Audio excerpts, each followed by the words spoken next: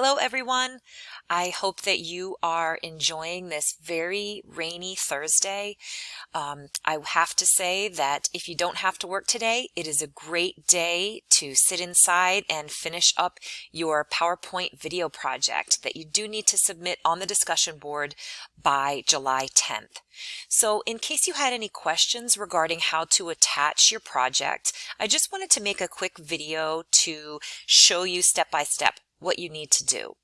So as many of you obviously have read and possibly used, I suggest Screencast-O-Matic and then being able to save your video and attach it in YouTube or save it to your computer.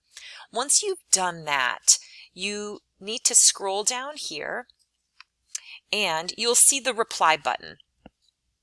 You are going to click that, and then this box is going to pop open for you. You'll see that you have a button here where you can attach. And then once you've clicked that, you'll be able to click this browse button.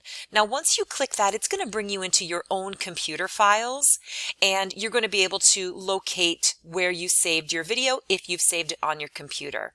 Now, if you have saved it to YouTube, the easiest way that I've embedded the YouTube videos that I create is to click the insert button up here. Once you do that, you can either click an external link depending on what program you've used to record your video, or you can go down here and click Embed. Once you've clicked Embed, you can get an embed code right from the YouTube video that you've created.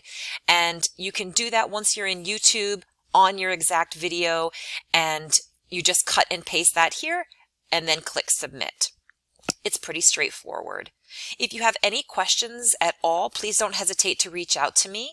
And I look forward to viewing everyone's project. I see that a few people have already submitted theirs and attached theirs to discussion board, which is great, and I'll be viewing those shortly.